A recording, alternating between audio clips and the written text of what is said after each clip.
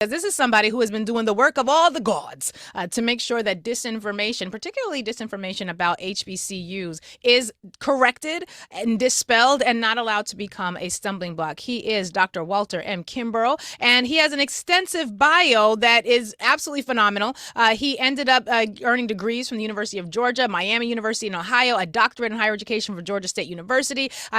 In October of 2004, I almost said 2024, October of 2004, he was named the 12th president of Philander Smith College. In 2012, he became the 7th president of Dillard University. And he is, quite frankly, what I consider an expert when it comes to HBCU funding, having served in very key positions. And he is one of the leaders who has been focusing a lot on free speech on college campuses. Dr. Kimbrough, it's a pleasure to have you here, sir. Thank you so much for being with us today.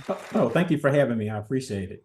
Absolutely. Your bio is extensive. I left out so many things, but I think the good folks here in this audience anyway, they are very familiar with your work. And so we are just grateful for you spending some time with us today. I did want to start with talking about this very frequently used talking point that discusses the discrepancies between HBCU funding. And HBCU funding is a very important issue for me, particularly as we're seeing a lot of predominantly white institutions do away with diversity, equity, and inclusion programs, do away with academic disciplines that focus on ethnic studies in any meaningful way. And we've got these disconnects. And I know you have been battling out in them social media streets and media to really correct the record. Give us the lay of the land as you see it in terms of the realities behind HBCU funding between the different administrations, both the Biden administration, the Trump administration, and even going so far back as the Obama administration, just to lock in the point that there are some real differences here. Yeah, so one of the points that most people just don't know from the beginning is that HBCUs have received federal funding since 1966 as a part of the Higher Education Act. So we've had, and the other thing too is that there's always been pretty good bipartisan support for HBCU funding. I used to hear as a young president, people would say, well, HBCUs sometimes will get more money under Republican administrations. Well, sometimes that was because they would blow up the budget just to spend on all kinds of things. Wow. And so you could get a little bit more because then the Democrats would say, well, if y'all just going to spend all this money, y'all need to put some more money in for the HBCUs. But there's been pretty much consistent funding. One of the things that happened under President Obama is that, and this is what you hear a lot from the Trump folks, there was a program started by George W. Bush that was a 2-year program, $85 million a year for HBCUs, but HBCUs get over $1 billion a year. So it's comparatively, it's a small number. Yeah. But he started this program. It was only supposed to be for 2 years. Obama comes into office and lets it die. And then everybody beat up on President Obama, just like, how could you do this? So he was like, all right, I'm gonna fix y'all. It's gonna be a 10-year program. So that's the most you could do with the Congressional Budget Office. You could only do a maximum of 10 years. So he did the maximum 10 years, $85 million. Everybody's really happy. Now, wait, just really quickly, was this $85 million in addition to the more than $1 billion? Oh, yeah. Yeah. It's in addition. So that base level funding, that was not ended under the Obama administration. No, not at all. Okay. It wasn't. Yeah. So sometimes people just like, Obama got rid of the funding. No, it was one program that died out. Okay. So Trump gets into office and the same thing happens. And people told Trump in advance to say, UNCF sent him a letter when he first started to say, we want this money renewed now. And he didn't do it. He wrote it out the budget, let it die. So Alma Adams wrote a whole new bill to bring back the $85 million. Trump never said anything about it until it got signed. He said, I gave y'all this money. And he's saying that over and over. So when people say Trump gave HBCUs 10 years worth of funding or, funding forever, that was money that really started with Bush that Obama made 10 years. It wasn't Trump's idea to do the 10 years, but he'll tell you now, like he said in South Carolina a couple of weeks ago, he said, I told him, tell me what you want, give me a number. And then I added some money on top of it. That's a lot. It's the same $85 million that was under Obama and Bush. Right.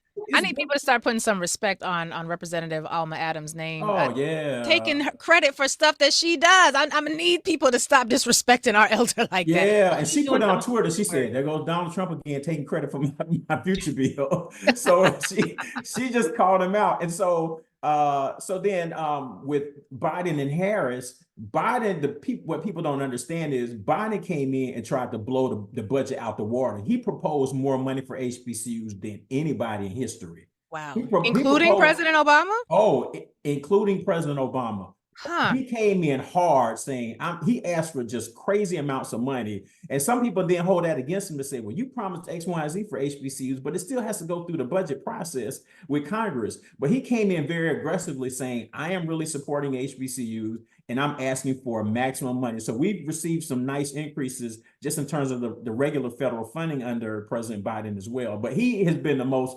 aggressive, asking for the most money. So Wow. that's how, so it's been pretty consistent, there have been some ups and downs, but like I say, it's bipartisan support. There are plenty of Republicans that will support HBCU funding when they won't support anything else in a bipartisan manner. HBCUs have gotten that funding. So it's been good. But Trump is the only one that's made it sound like I did everything and nobody else did anything. And this is great. Yeah. And all of those are just lies. Yeah. So one of the challenges that we have is that people don't know facts, right? So people don't pay attention to facts, Dr. Kimbrough, and we're in this situation where it feels like I need to memify basic facts so that people will like see it, not with words, because apparently reading is a challenge right now for a lot of people, but they will be able to see it and understand it in ways that will then direct them in a particular way when it comes to how they vote or how they engage civically. Because in addition to blowing up, and I'm trying to avoid militaristic language, but including, really expanding exponentially the amount of money that the presidential administration was going to pour into HBCUs.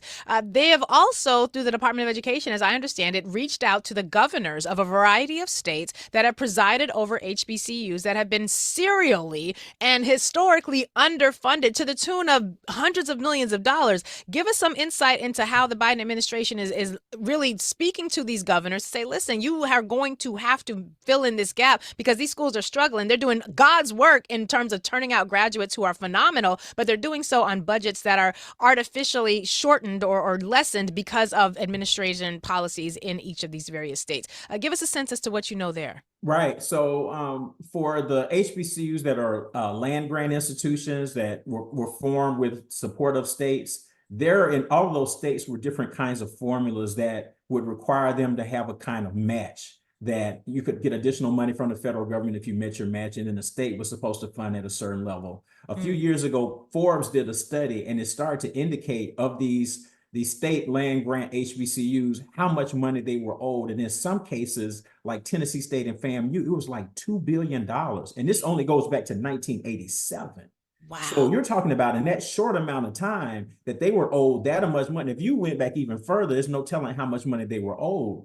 And so this report was done. There was some local news about it, but then with the Secretary of Education and the Secretary of Agriculture, I believe, sent letters to all those governors saying, did y'all see this report? Y'all need to make this right. This is a problem. And it depends. In some states like Tennessee, the governor actually did put some additional money in the budget for Tennessee State. And then the states where I used to live, like Arkansas, they're just like, man, we're not doing that.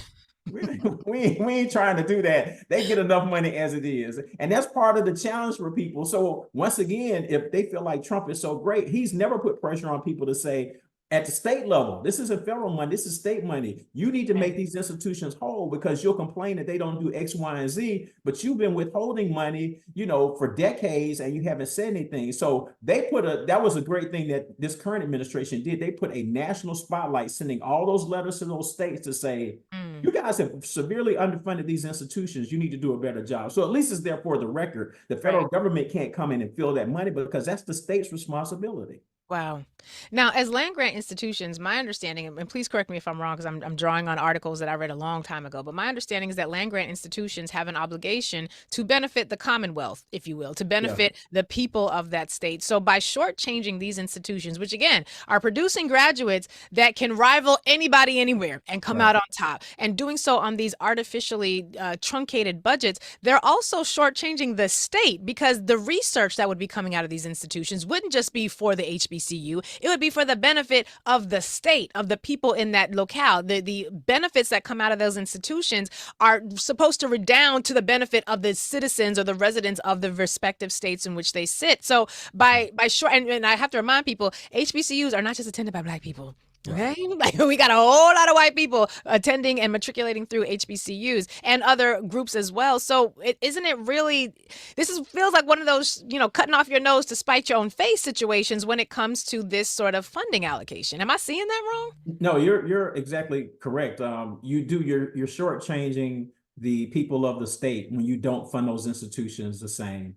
There is diversity within the student bodies, particularly at some of those state HBCUs, because there have been lawsuits like in Mississippi, where for a period of time, there was an increase of students at a Jackson State, or even in Tennessee, at Tennessee State, there were larger numbers of white students just based on some of the lawsuits that had been filed as a part of that. And the other thing that people discount too is that your faculties at HBCUs are much more diverse than they are predominantly white institutions. So, you know, as somebody who went to Georgia, I went through Georgia for 4 years and never had a black faculty member. At Dillard, where I was president, you couldn't graduate from Dillard and never taken a class from a white professor. So, I mean, there's much more diversity there too, but you're exactly right. It cheats the entire state, and the kinds of products that can be produced, as you talked about the research, that you did not have advantage from because you cheated those institutions out of that money. Right, right. So one of the challenges that I'm facing is realizing just how committed certain people are to this idea that, yes, there might be a whole lot of economic benefits. There might be a whole lot of healthcare benefits, job benefits, housing benefits, if we were equitable, but we'd rather not be. And we'll suffer with the consequences of what it means to not be equitable in a way that is very historic. It's rooted in the Americana experience, but it's troubling to me because it feels like for a lot of people in the audience, people that I engage with when I'm not on these airwaves, it feels like, well, if this is going to be good for everybody, why aren't we doing it? And the answer is, well, because white supremacy is a more valuable product. It's a more valuable place to cast one's vote because it will preserve this system, even if the system is crumbling, because by preserving it, we are literally cutting off our noses to spite our faces. I don't know if you see it another way, but I'm having a hard time grappling with how committed these folks are to mediocrity and to doing poorly, because it means everyone can do poorly, but they refuse to share, which would mean all of us would do better. If I had to answer to that, help me solve racism, Dr. Kimbrough. we can make a lot of it's just amazing how deeply committed folks are to inequality and even having those conversations. I mean, just a national conversations now about let's get rid of, you know, equity and those kinds of things. It's like, we aren't looking for extras. Like, there are just certain things that need to be equitable, and people are just fighting that to say that's just such a bad thing. I don't know. It's, you know, I always tell people, you know, as somebody who, you know, hip hop generation and big fan of Public Enemy, that album Fear of a Black Planet is what we're dealing with right now. It's everything, and they base it off the work of Francis Cress Welsing. That's exactly what we're seeing. It's fear. Anything Black, people just start to, you know, so DEI and, you know, critical race theory became the new N-words for a lot of people. And that's what we're dealing with. So it's fear of a Black planet. We're seeing that right now. And what we're also seeing is it's a different sort of pushback, because we always push back, let us be clear. But now we're seeing pushback with a different tone, I think. And there are some articles that came out that folks like the mayor of Birmingham, Randall Woodfin, who we are reaching out to. I would love, Mayor Woodfin, if you are listening, or if your people are listening, we want you on this show, because the mayor of Birmingham, among others, have publicly said that, listen, if the state lawmakers are going to pass legislation that prevents diversity, equity, and inclusion programs in the public schools and universities, then he was going to encourage the parents of minority student athletes to go to college in states where diversity, equity, and inclusion are prioritized. This is and I hate to put the burden on the babies, and I call them babies even though they're about to graduate high school and go into college, because they're babies. I mean, to me, they're babies. But the idea that you would send your child to an institution that is proactively dismantling all of the academic and institutional structures that uphold a more equitable space so they can run, boy, run. It feels like a conversation that we should be having more robustly. I was so grateful for the mayor for putting that out there, he and others. What are your thoughts about this? Because this has serious implications for a number of athletes who want to go into professional sports. I get it. And again, they should not be forced to carry the burden, but, you know, Africans should have been enslaved. So here we are. What are your thoughts about that, Professor Dr. Kimbrough? No, I've been saying that for a year. We need to have a committed strategy. So I was glad he chimed in. And then Emmitt Smith, who played football at the University of Florida, Dallas Cowboys, said the same thing about Florida. If we could just you could pick a state like Florida, and if we could convince the blue chip Black athletes not to go to Florida or Florida State, it would change overnight.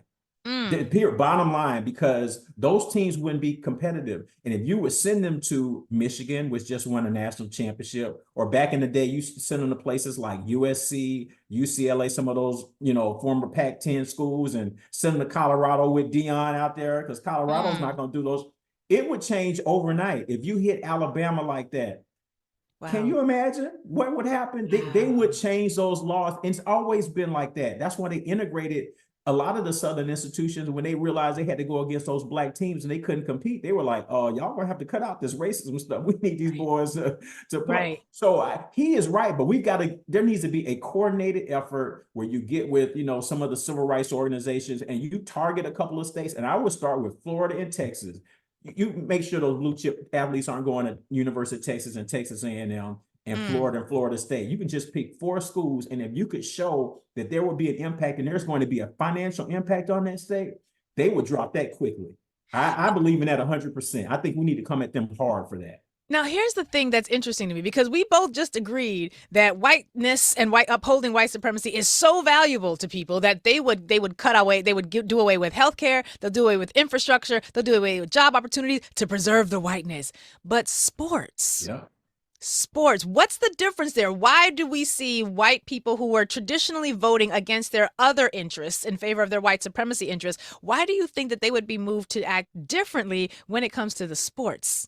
Well, I mean, it's a couple of things. I think they still buy into this aspect of wanting to be winners, and people like to be winners. They want to be with winners, but there are some real financial impacts when you start looking, particularly at a big state institution. Their budgets, like at the University of Georgia, the athletic budget and the money they kind of make, the money they make, they can support up some of the academic programs. It's just that lucrative of a program, and then all the other ancillary, activities that are around sports that people are making money off of. So it's an economic, it's a green driver. So they forget about black and white when you're talking about green. And I think that's they make different decisions based on that money. And they realize these athletes bring eyeballs, attention. Then you start talking about the college playoff system and how much money is made as a part of that. Right. And then all the perks for the politicians. You're a politician and your schools aren't good and you aren't sitting in the suites. You feel like you're missing out. So it's like, we got to cut this. I'm telling you, I would love for us to do that, but we should, like I said, be strategic and pick like 4 or 5 schools and tell people do not go there. So how do we communicate that message? Because my understanding, and my son did not play football, much to my husband's dismay. My husband came from a football family, but I was like, what you're not going to do is have my baby's head bashed in the ground. So, it was one of them things. I won that debate, but I don't know if I won the war. But when it comes to at the point where they're leaving high school or preparing for a high school football career that will lead to college, how do we even crack the shell of insulation that they are in, that cocoon, to even communicate with them? What would be an effective way of organizing around that? Because I like what you said. We're not saying all the states, because quite frankly, that's going to be too much. But we picked 4 schools that are real. Like, what would the organizing sense around that look like? Well, so like I said, if you could get, some major organization, and I think maybe Mark Morial from the Urban League has mentioned this as well, but they could coordinate. You get with some ad agencies, you run like old school PSAs, you find some people to support it. You could find some athletes that would pay the money to do it. Charles Barkley has spoken out against it, and you get some people to fund those programs and say, we're going to target these schools. Like I said, even if we just targeted one state, I'd definitely say start with Florida. And you go after the DeSantis, and you go after the University of Florida and Florida State. And I'm telling you, if you do enough of an ad campaign and you do it the right kind of way, those students will have opportunities at some competitive institutions, because it's still very competitive, and schools are trying to figure out, even with the expanded college football playoff system, they've got to figure out how do we get the best athletes, and a lot of them come out of Florida.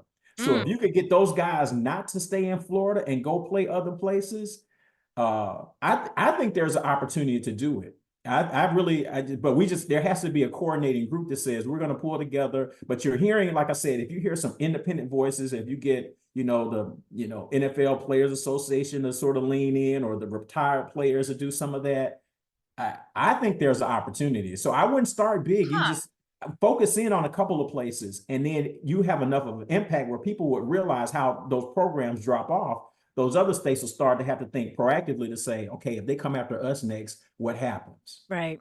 So this feels to me like one of those moments where we have so much potential power. It just has to be tapped. And I have a good Yeah. friend of mine, Nate, who will often say like there is so much untapped potential in the hood, and it's genius. It's right there. It's just waiting to be unearthed and allowed oxygen so that I can breathe in the air. I hear Mark Morial, Urban League. I'm gonna maybe Derek Johnson, NAACP. Yeah. Like we who is the body? 866-801-8255. If you are the body that is organizing this effort, let me know, because the sister trying to promote it. We can do a PSA. We can have conversations. SiriusXM, I'm sure there are other hosts who would love to be able to push this sort of message. But, from my vantage point, I can't organize something like this. But it feels like you're an expert. You're saying, not you are an expert. It doesn't feel like it. You are an expert. You're saying this. Charles Barkley is saying this. Mark Murray, others are saying this. The mayor of Birmingham, we've got some significant heft behind this effort. It feels to me like this is an easier protest to organize. It's not even really a protest. It's more of an invest in our community than it is a protest somebody else's community. Yeah, no, yeah, exactly. No, I think this is something that we could do. It could be done even locally, different places. They could do it. Folks in Florida could do it. The local NAACP or different groups down there could just tell people don't come. Some of the campuses, the students will tell them not to, because you have to tell those players to say, if you go to the University of Florida, everything that you want is going to be taken care of. You have a different level. But what about those other Black students who were there? Those numbers are dwindling to begin with, and now there's no support for them. There's no office, there's no minority affairs office. So they're just out there hanging out to dry. And so you need to be in solidarity with your folks. It's not to say that you're not going to have opportunities. If you're a 5-star athlete in Florida, there are plenty of places that will take you. Dion has already told y'all, I'm not hard to find. So, you can go to Colorado. It's not a problem. But there are places looking for those kind of athletes that are trying to get a come up. So they have options. They don't have to stay in Florida. Is there an analog to this in the non-sports arena? Like we were talking a little bit earlier about, Bloomberg's got this article, DEI is dead on Wall Street, or some article title like that. Is there a way to do something similar in non-athletic arenas from your vantage point? I don't know. The point that I think we need to make with the anti-DEI movement is that if they're going to make an argument based on merit, we need to start pushing to say, well, let's have arguments based on merit for everyone.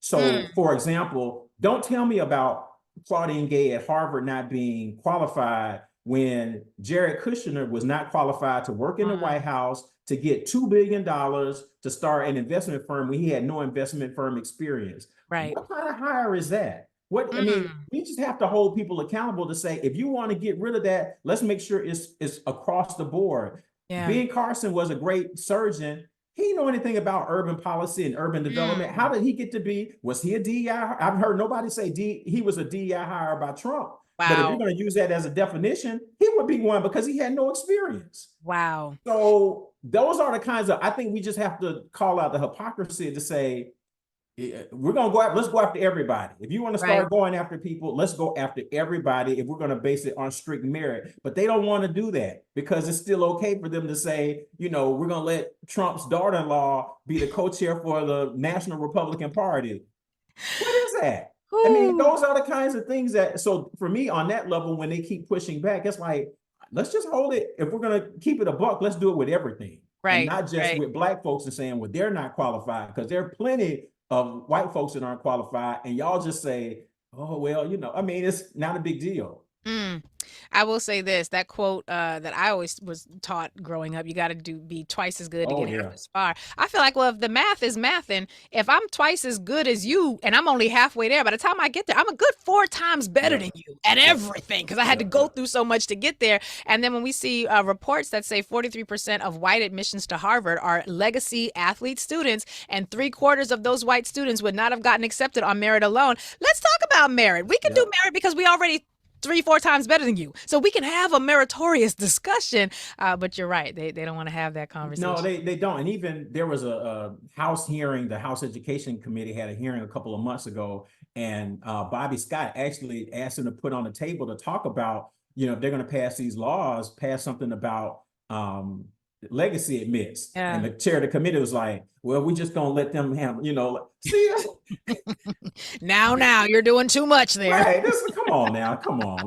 Come on. So that's what they do. So we just have to keep calling that out, and we have to be very direct about calling it out. The hypocrisy. It's like, Yeah. do not talk to me about DI, and we're not going to talk about Jared Kushner. Let's talk Mm. about. That's how he even got into Harvard. So he's one of those legacy admits. They had the money, got him in. Everything he's gotten was based on position. I was in Arkansas a couple of weeks ago, spoke at a church there. I was president of Philander Smith there. And I was like, you got the governor, cutting out support programs for postpartum moms. Yep.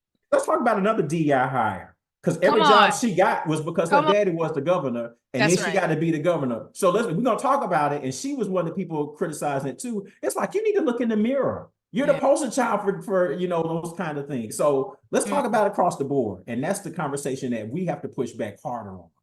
I like that. And I want to continue this discussion about the potential options for other routes to securing what it is that we need. Because in addition to encouraging Black athletes to avoid whatever those 4 schools are going to be, I also want to consider, when I was at college, I went to a PWI. We would do a whole lot of spades tournaments, a whole lot of dominoes, and a whole lot of debating. Should we create our own institution? No, we're going to get a job and work for it. And now I feel like, well, all of that, conversation was just intellectually masturbative. It was great. But now we are in a point where we are going to have to start making different decisions as we continue to see the pillars that uphold integrated society sort of, I would say, crumble, but that indicates that it's accidental, or it's just something that happens. They're proactively being cut out from underneath us. So it's slightly different. Dr. Kimbrough, I have appreciated this conversation. I hope we can get you to come back, because I want to unpack even more about what's happening with HBCUs and how we can really position ourselves differently, because I am concerned. I am very concerned about what is coming down the pike. And I feel like so many of us have benefited from integration 2.0, as I like to call it, or reconstruction 2.0, that we aren't quite clear on what it's going to take to revive after folks who are in the Project 2025 mode of things get done with what it is that they are doing. Between now and the next time we can hopefully get you back on the show, what's the best way for people to connect with you, to follow your scholarship and the activism that you're engaged in? Right. So most of my social media is at Hip Hop Prez with a Z, and that's Twitter. I still call it Twitter. Twitter, Instagram, and Threads, and then my name, Walter M. Kimbrough, at Facebook and LinkedIn. I always have to put the caveat though. During the season of Lent, I always fast from social media, so you won't really see me hit back on social media until Easter, but it's still there. So you can go on and follow. But then after Easter, because I got to get back into the fact checking of the last president, since he's out there now adding, taller tales to these HBCU lies. So I got to deal with him when I get back. Next thing you know, he created HBCU. Oh, it's coming. That's the next thing. So